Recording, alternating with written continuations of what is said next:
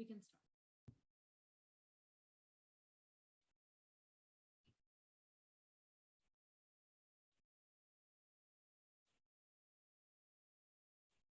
Am I audible, ma'am? Simran, Yes, we can ma'am. start. Yeah, we can start now. Okay, ma'am.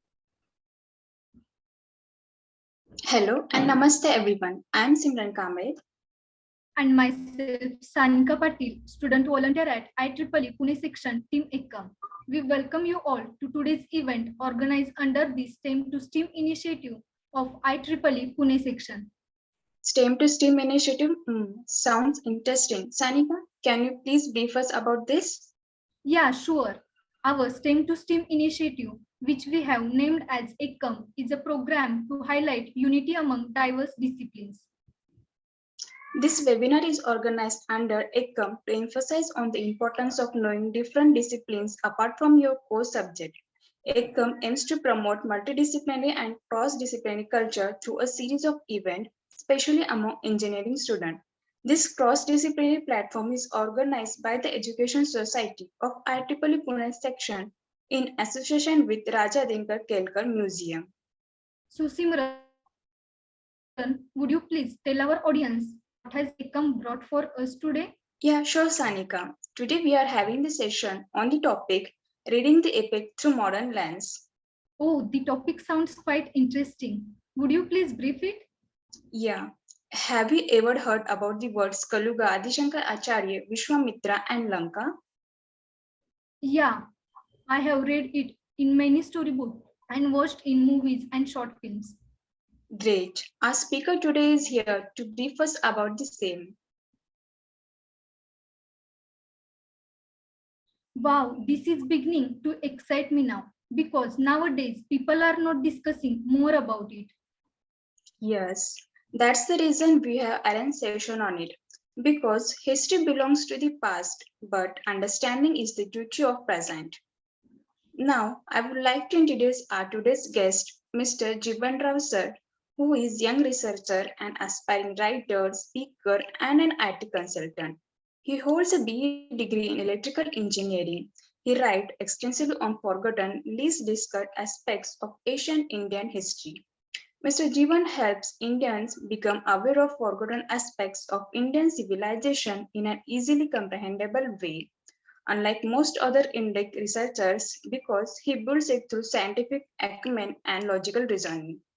He is currently working on his debut book and has plans for more in future.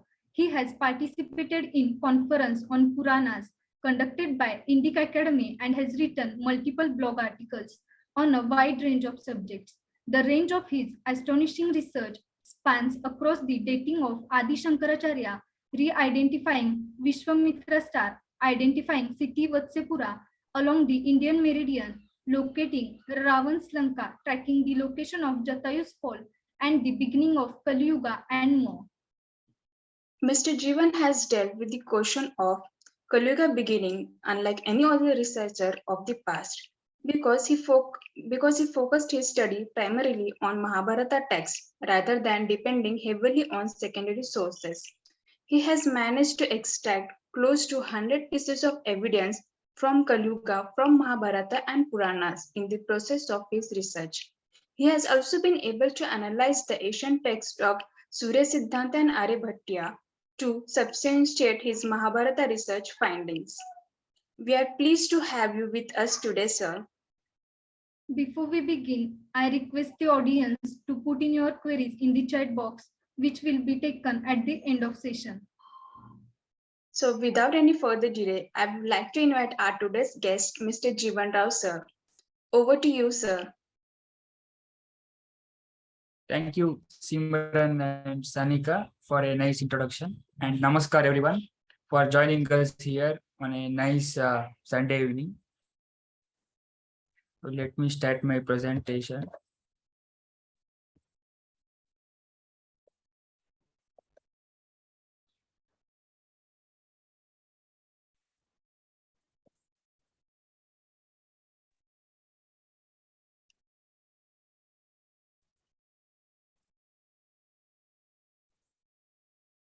So our today's session is named as Reading Epics Through Modern Lenses. But I won't go through this talk as a lecture. Instead, I will share with you my journey of how I started my research and how modern science or modern engineering concepts helped me in the course of my research and what I found at the end of my research of the epic. So the first question that pops up is, what is an epic?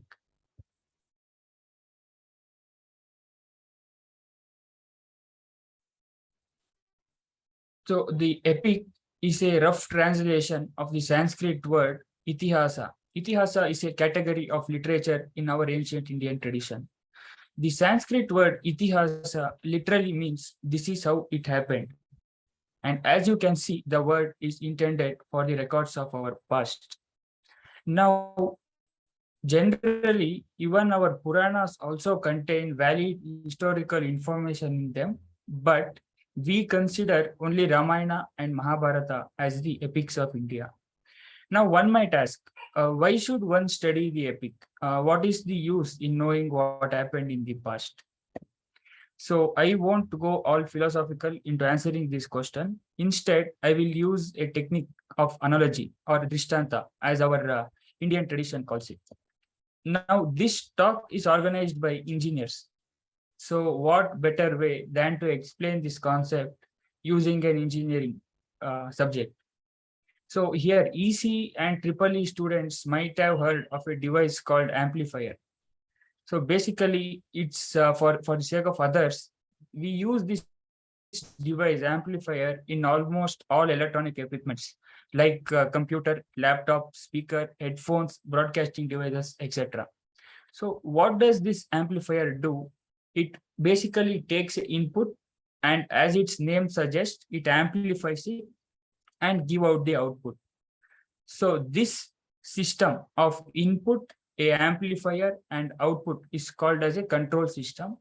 And what you're seeing on the screen right now is called as a open loop control system because here the output is not dependent on the previous instances, like whatever happened in the past does not affect the output of this system.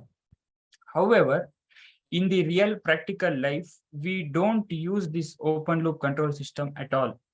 Instead, we use a technology called as feedback because feedback has number of advantages.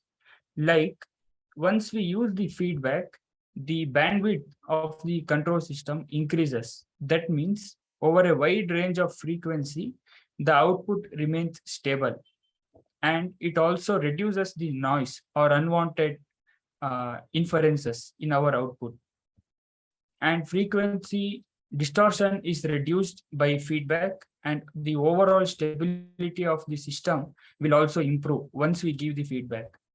So what exactly is this feedback? So as you can see on the screen here, a feedback system is not very different from a open loop system. Here, the only difference being in the feedback system, we provide the input back into it as an input. That is to say, now at the first instance, we are giving an input and the system will generate an output. Now, this is similar to an open loop system. But what happens next is we take this output and we provide it back into the system during the second instance along with the input.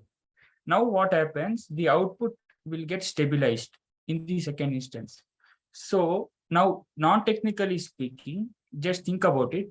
What is different in the feedback system that gives it an advantage over the open loop system?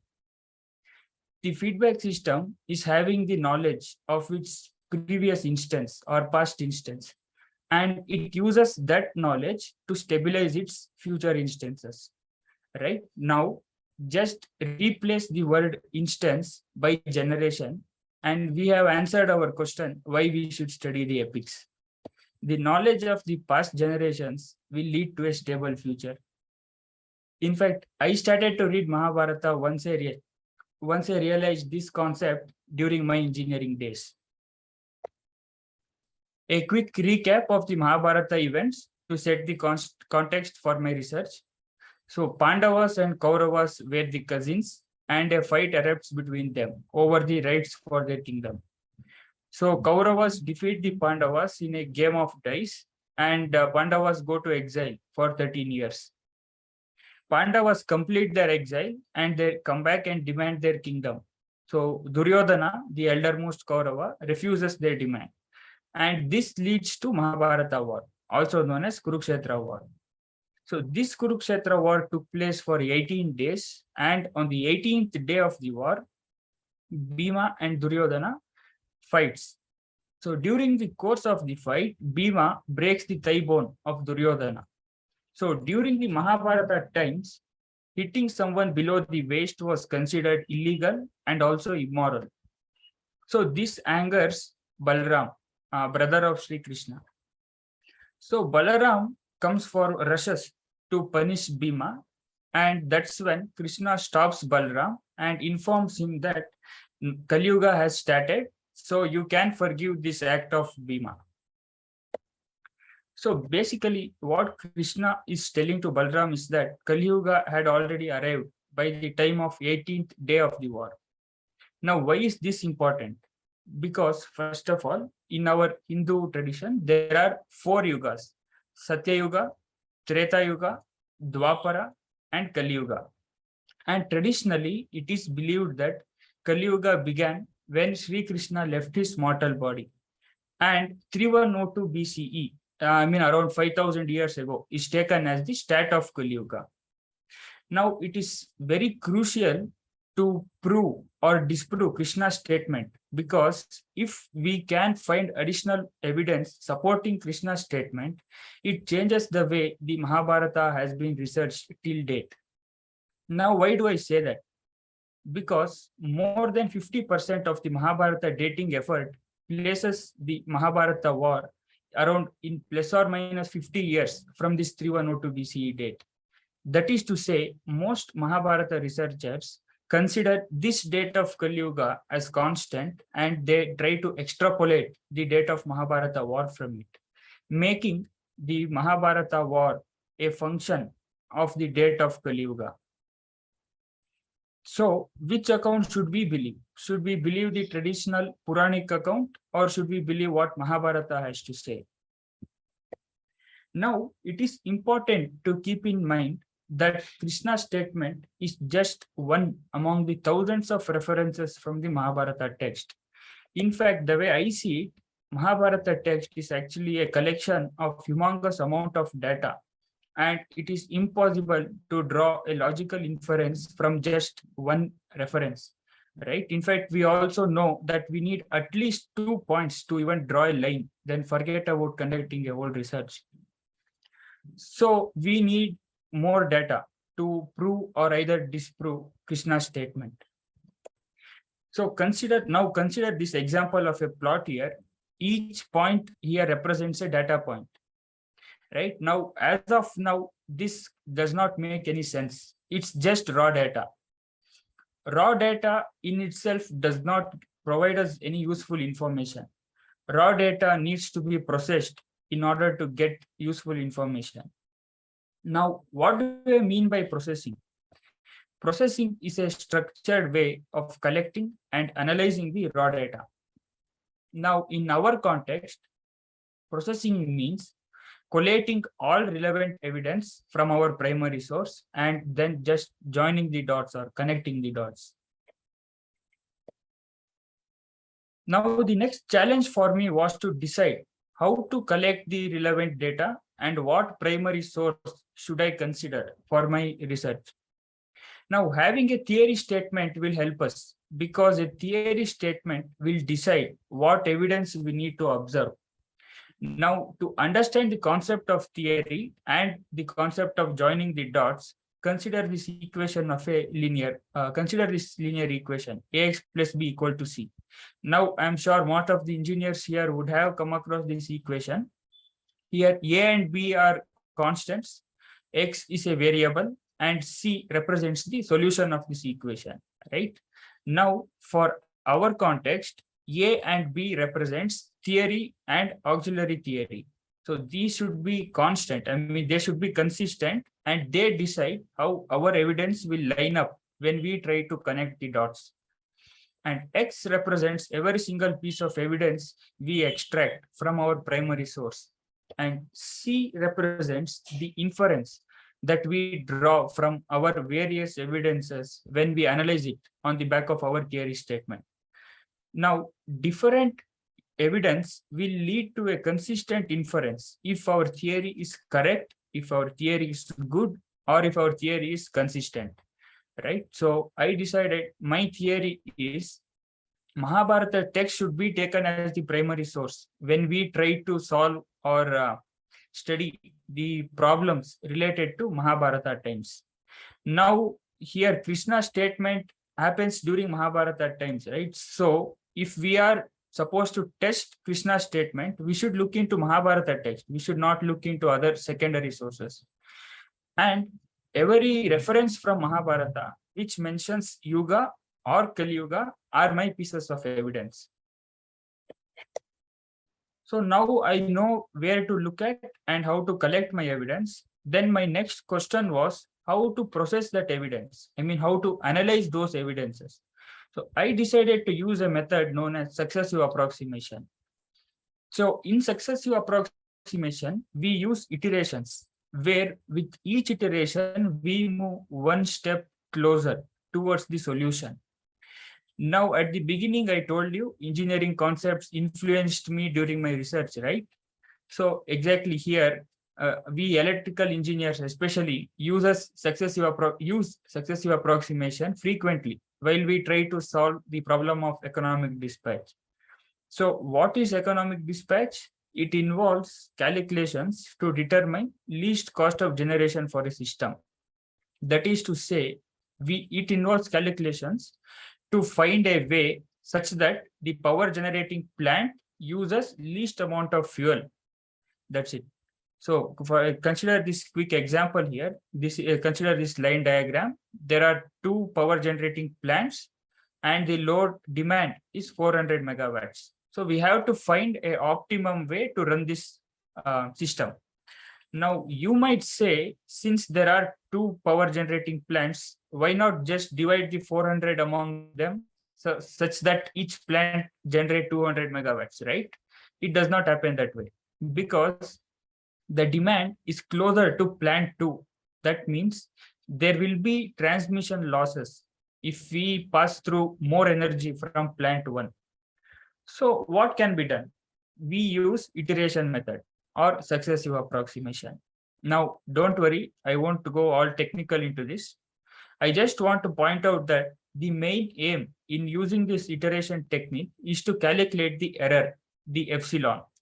So if the error is within the permissible limits at the end of the iteration, we stop the calculation and we run our plant based on those calculations. If the error is higher, we repeat the calculations again in a next iteration. And with each iteration, the error value reaches towards 0, tends towards 0. That is to say, we move one step closer towards the solution. Now, enough of the technical stuff, and let's see how successive approximation can be applied to Mahabharata evidence. Now, I extracted close to 100 references for Yuga and Kaliyuga from the Mahabharata, and according to Mahabharata, it was Dwapara by the time of start of the events of Mahabharata, and it was Kali by the end of it. Now, viewers should keep in mind, when I say start of Mahabharata events, I don't mean the start of Mahabharata war. What I mean is the birth of Pandavas. And when I say the end of Mahabharata events, I refer to the death of the Pandavas. So roughly, we can estimate that this change from Dwapara to Kali took place somewhere in between the 100 years. Then, out of these 100 references, I analyzed around 70 references to Yuganta. Now, literally, the Yuganta means end of a Yuga. So we find around 70 Yuganta references in the Mahabharata text. They span from Adi Parva to Ashramvasika Parva. That is around 80 years, where we see references like this. A scenario is being compared to a situation at Yugantha. Here, Bhima's face is being compared to Yugantha.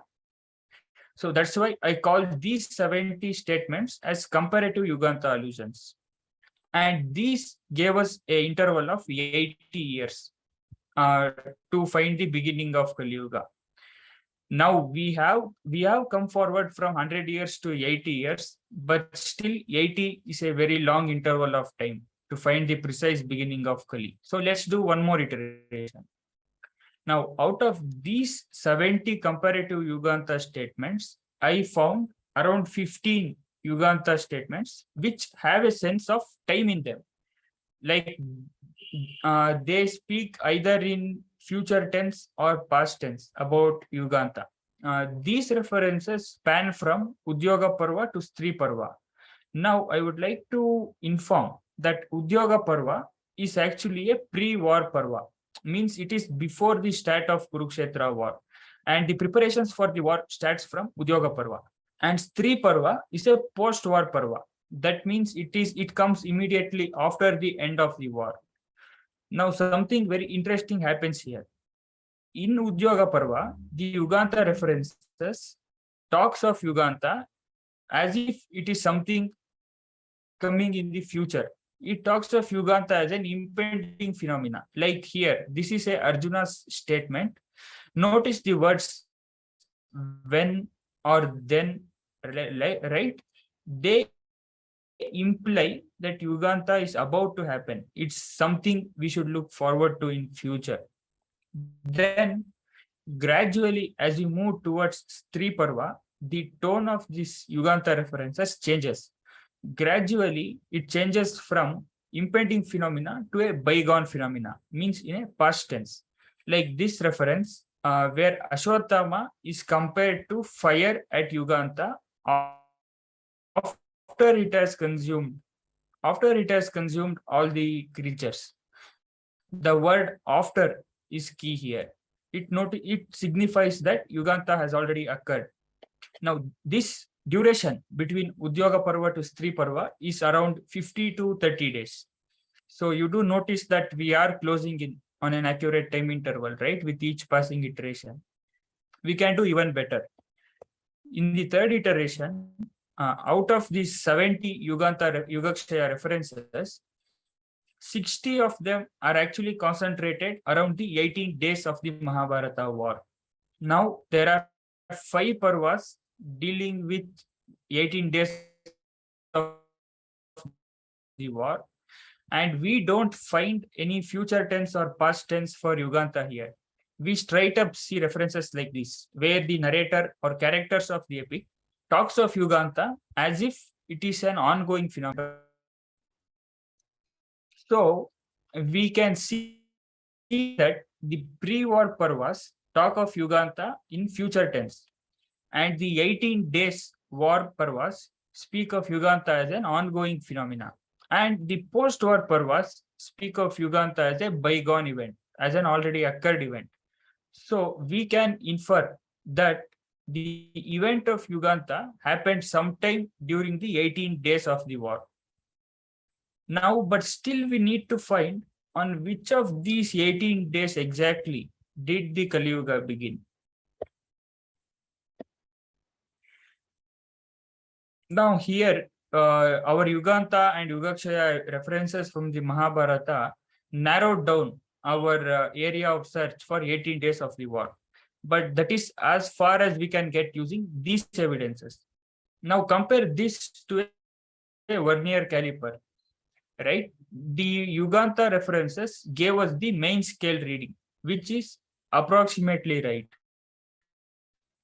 Yeah, I understand the main reading are really important while measuring, but whatever it gives is still an approximation. Need to read the vernier scale reading. So luckily for us, Mahabharata also has 2 types of evidence: chronology and astronomy evidence, which are very precise, and they give us the precise beginning for the Kaliyuga.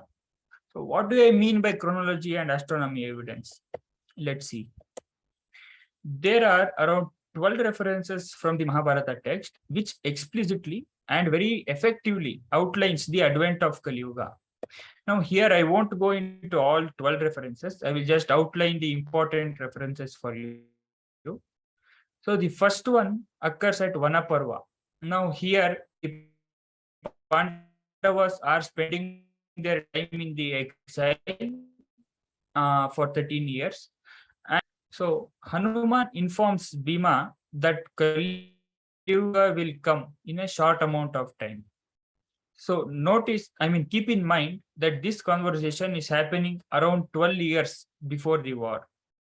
And moving forward, just one day before the war, Sanjaya, who is a confidant of King Dhritarashtra, informs the king that it is Dwapara at present, right? And next, interestingly, around a month before the war, Krishna foretells to Karna that when on the 17th day, Bhima kills Dushasan. Dushasan is the brother of Duryodhan. So when Bhima kills Dushasan, all sign the 18th day of the war, Krishna informs Balram that Kaliyuga has commenced. So here, the first two references showed that it was Dwapara even a day before the war. And the Udyoga Parva reference showed the final stages of transition from Dwapara to Kali. And the last reference showed that Kaliyuga began on the 18th day of the war. Now, this inference on itself is actually path-breaking. But what I found in the astronomy evidence is what is revolutionary to the field of Mahabharata research. Now, Mahabharata repeatedly calls Kaliyuga as Pushya Yuga or Tisha Yuga.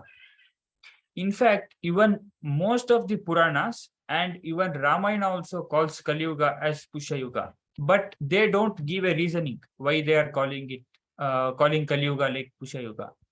But in Mahabharata, we find a reason why Kaliyuga is called as Pushya Yuga, because Kaliyuga was expected to arrive at under the influence of Pusha Nakshatra. So here you should keep in mind that Tishya and Pushya are the names of same nakshatra. Right here it's Tishya, it means the same, Pusha Nakshatra. So basically Mahabharata is informing that Kaliyuga will come under Pusha Nakshatra. Now, when you combine this chronology evidence and astronomy evidence, we get to know that nakshatra. Now, thanks to the Hello.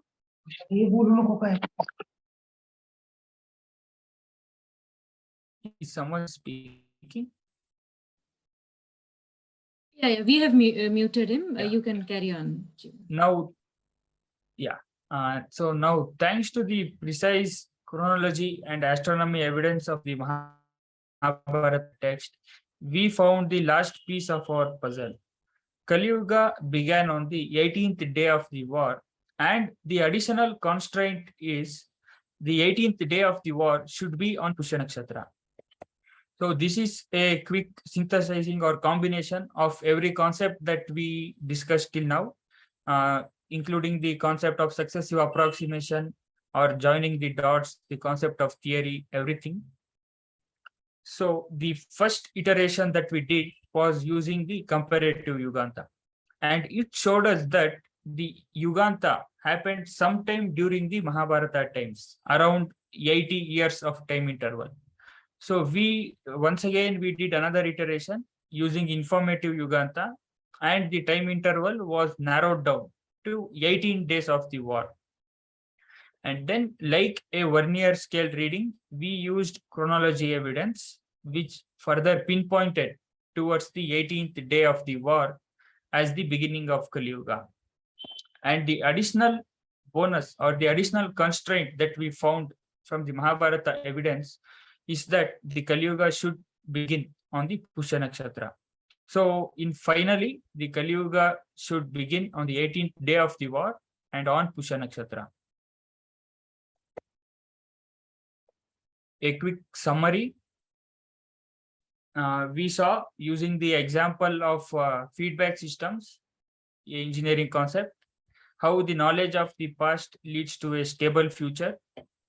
And we saw the importance of collecting as much raw data as we can and processing it, and how a concept of theory helps us to stay coherent and relevant in our research.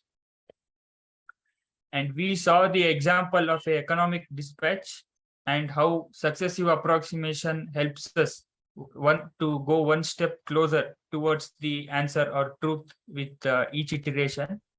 And then we applied this successive approximation to Mahabharata evidence, and we found that Yuganta happened sometime during the 18 days of the war, much like the main scale reading of the vernier caliper. And then using the precise and accurate chronology and astronomy evidence, we found Kaliyuga began on the 18th day of the war on Pusha Nakshatra. So you can compare this precision to the vernier scale reading of a vernier caliper.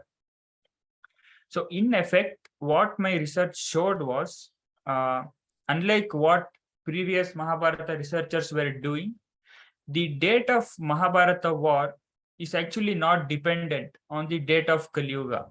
In fact, it is the other way around. The date of Kaliyuga is actually dependent on the date of Mahabharata war. And also, my research falsified all previous Mahabharata war dates where the 18th day of the war does not fall on Pusha Nakshatra. So that completes my talk, and I want to thank everyone for their patience.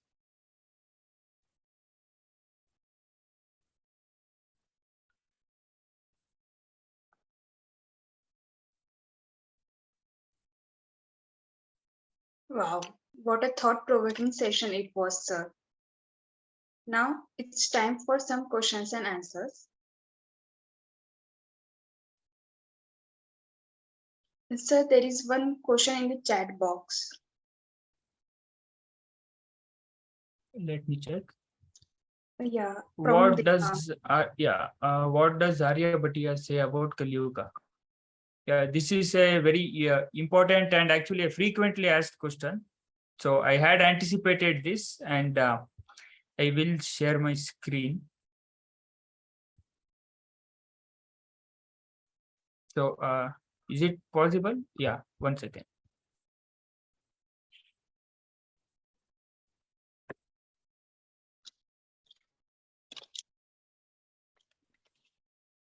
Right. So one of the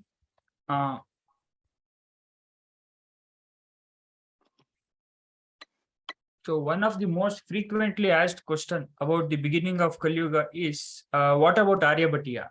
Aryabhatiya states that Kaliyuga began around 3,600 years, right? So actually, when we see Aryabhatiya, we notice that Aryabhatiya does not even talk about Kaliyuga. Okay, so these two verses that I have attached here actually talks about Yuga, but they don't talk about Kaliyuga. In fact, here you can see what Aryabhatiya is talking is about a Jain Yuga system. So our Hindu Yuga system involves Satya Yuga, Treta, Dwapara, and Kali, right? Here, Aryabhatiya is talking about Dushama, Sushama types of Yuga. These are Jain Yuga system, not our Hindu Yuga system. So we can't really extrapolate the statement of Aryabhatiya to mean that he's talking about Kaliyuga. It's like comparing oranges to apples. I think that answered the question. Thank you, sir. So there are a few more questions. One question is asked by Rushil. What was the Surya Siddhant's take on Kaliyuga? Surya Siddhanta's take on Kaliyuga. Again, a very good question, and is a frequently asked question. So what I can emphatically state is Kaliyuga is not mentioned even once in Surya Siddhanta. Kaliyuga, in fact, Surya Siddhanta talks about Krita Yuga. I will also show you the reference here for those who are interested.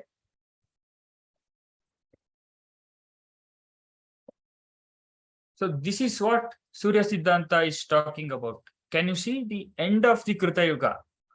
Surya Siddhanta does not mention the word Kaliyuga itself. It only talks about Kruta Yuga. So whoever researcher or whoever speaks of Surya Siddhanta talking about Kaliyuga, the onus is on them to show the evidence.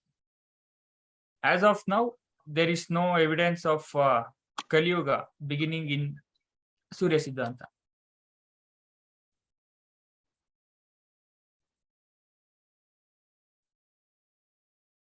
So I hope that answers the question. Yes, sir. So next question is there such a reference about Kaliyuga in Ramayana too? Can we find it a similar way? Yes, this is a good question. So as we all know, Ramayana is actually significantly smaller than Mahabharata. So naturally, there are less number of references to Yuga in general in Ramayana. However, as I mentioned, Ramayana also calls Kaliyuga as Pusha Yuga or Tisha Yuga. So that is one tip or hint from the Ramayana regarding the beginning of Kaliyuga. Okay, sir. I think I can see a hand raise from somebody called Project. Do you want to ask a question? We can't see the name. You can unmute yourself and ask the question, please.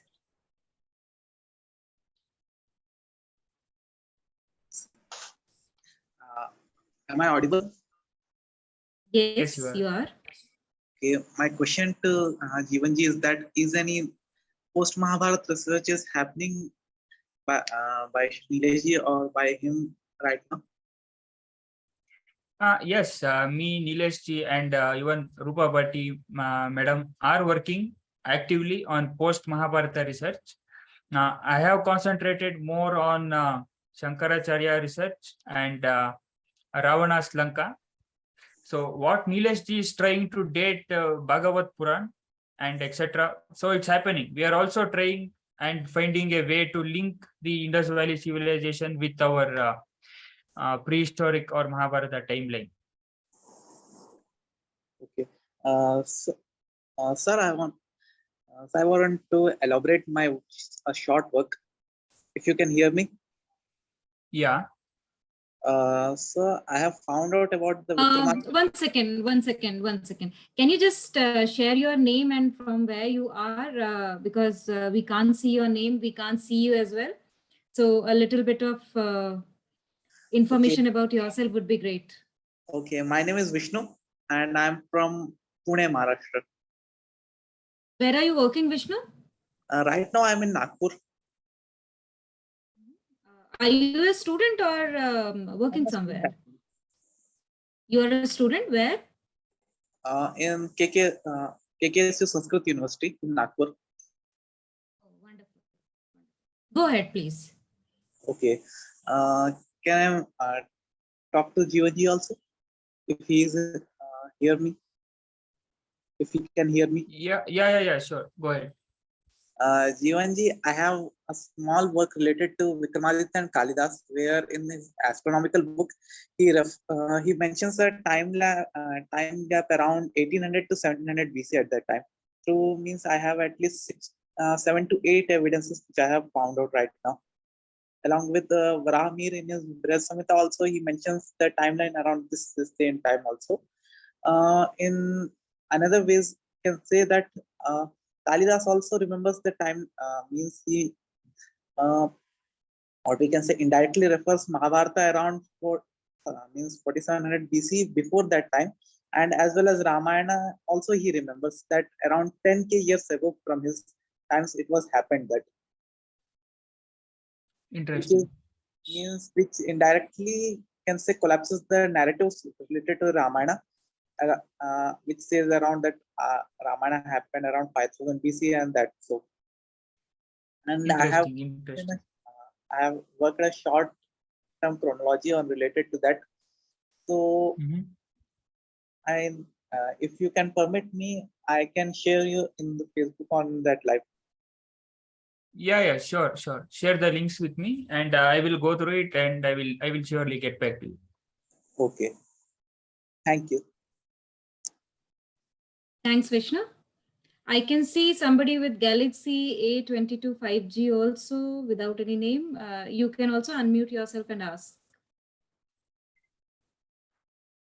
But do share your name and the organization where you read. Hello I am Sanjay Sandekar Indology में MA किया है I would like to ask Jeevan sir what the Buddhist text say about this yoga systems.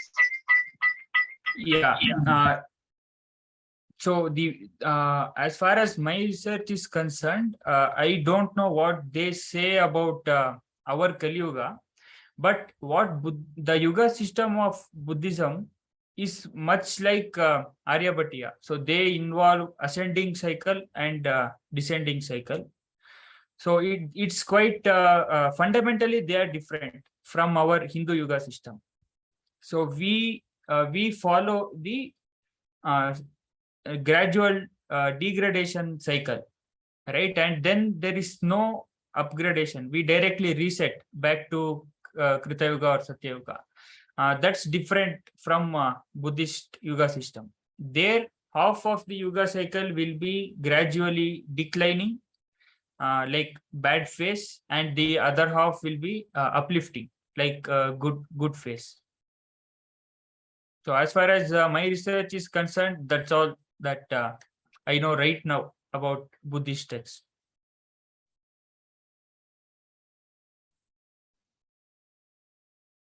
Yeah, there are a couple of questions in the chat also. Simran, if you can just take those. Yes, please. ma'am.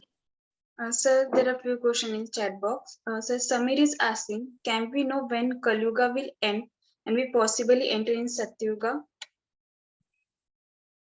So this is a tricky question actually, because some references from the past, like the Yuga Purana and also coin references, speak of Kaliyuga ending somewhere around 58 BC itself. But the Puranas talk of Kaliyuga ending in the lakhs of years in the future, whereas some other philosophy of Swami Yukteswara Giri mentions Kaliyuga has ended already in 1899, I mean 100 years ago. So it's right now, basically, we don't have an exact way to answer this question. All we can find is follow the Aitreya Brahmana, where it says, keep working, and you create Krita Yoga for your own. So that's what we all hope to do right now.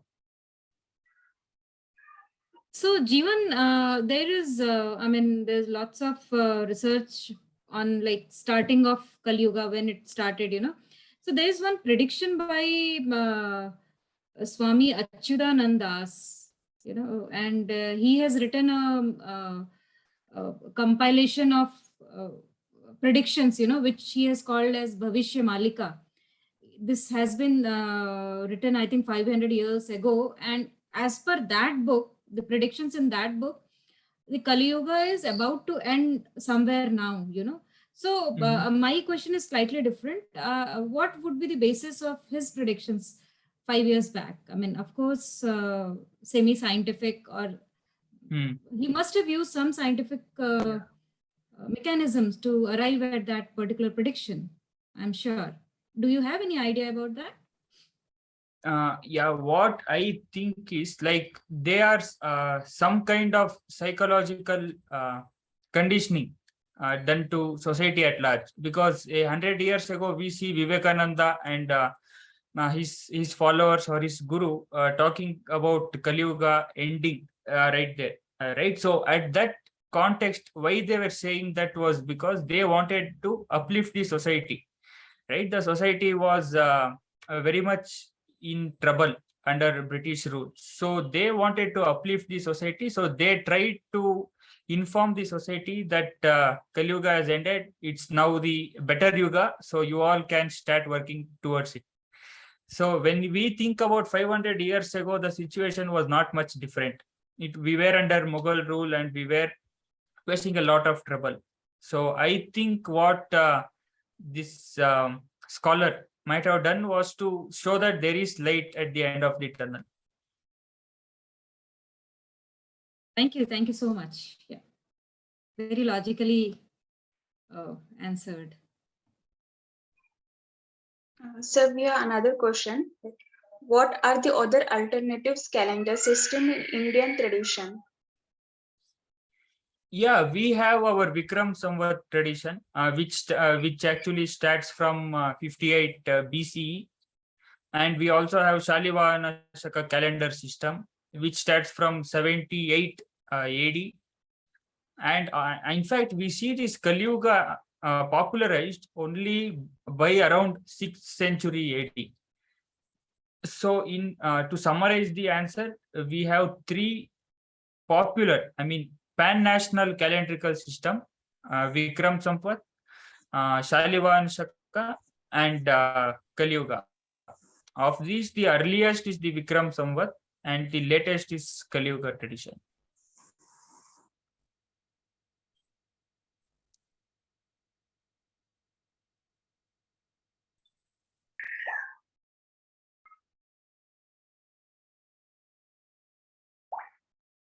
Do we have any additional questions? Thank you, sir. I think there are no more questions here. If anyone has having any question, then you can put it in the chat box. You can wait for a minute.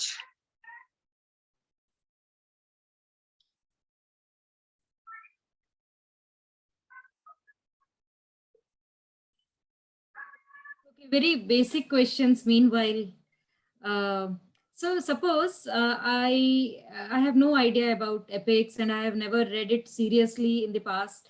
I want to start reading it. From where should I start? Or let me put it across in a different way. How have you started? How you got interested in that? Yeah, exactly. As I informed in the session, in fact, this feedback concept comes somewhere around third year during our engineering courses. So I realized this feedback concept during my own engineering days, and I thought of giving it a try by starting to read Mahabharata. So as the reading continued, that's the natural process. When we put interest into something, we start to find problems or unanswered questions in them. So that's how I came across the problem of Kaliyuga, and that's how my entire research took off from that. So that's what anyone interested in reading or researching any specific aspect or epics first should just start reading them. Don't start reading them thinking that you will end up researching that. Just start reading them, trying to find answers for whatever you don't know. So that's how I started research. Feedback system to Mahabharata. Wow. Exactly. So do we have any more questions? Yes, ma'am. Otherwise, we can There close. is one question by Samir. He is asking how can we make use of this revolutionary thought process to make our future stable? Any specific waypoints? Yeah. So one thing my research showed was, my research put a additional condition for the dates of Mahabharata war. Right. So right now, my claim for Kaliyuga is corroborated by Nilesh Oak's date for 5561 BC. So what does this 5561 BC mean for our present society? Means we all know that leftists or anti-nationals are propagating a Aryan invasion theory, that the present day Indians are actually invaders from past, right? They place this around 2000 BC.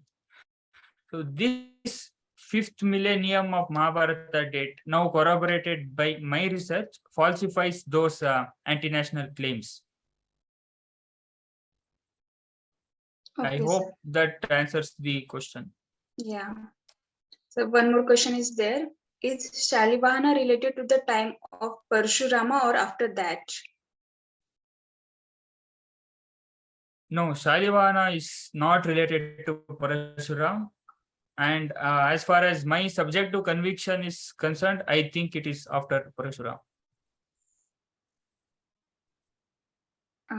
Okay, sir. Thank you.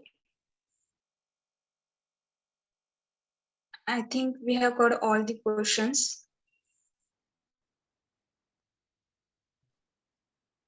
Now, I kindly request Neha ma'am to present vote of thanks.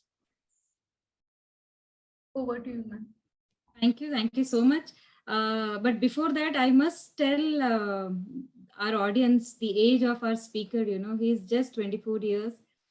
It's very hard to believe the amount of research he has done.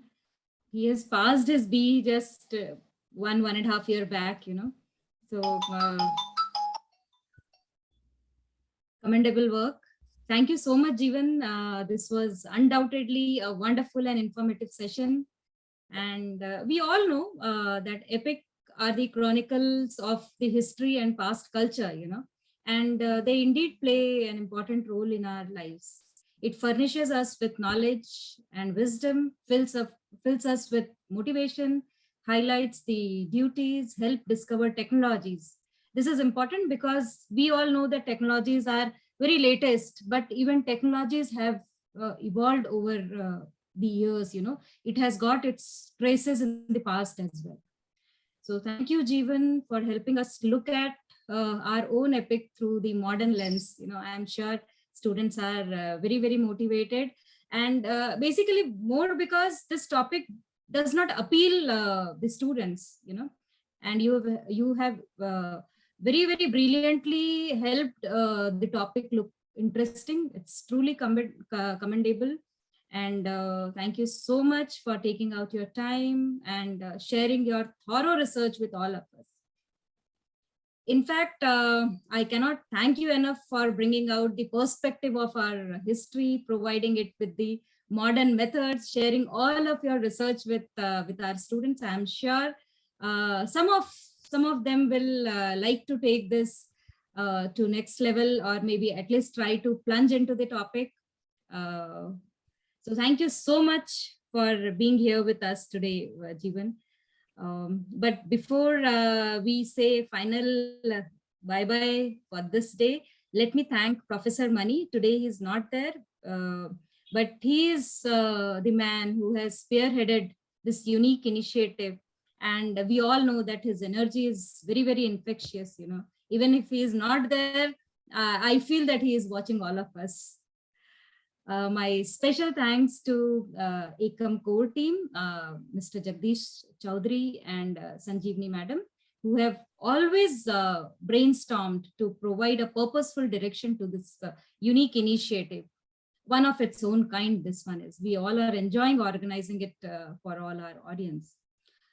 Big thank you to all my student army, and partnership with you is always great. We learn, we experiment, and we grow together indeed.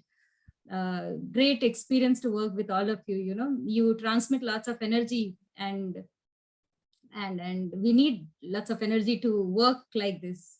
And finally, I would like to thank all the participants who are present today. And the basic purpose of organizing this event is your presence. You know, so when you are there, when you listen to the speakers whom we invite with lots of interest, lots of care, with lots of diligence, we invite our speakers.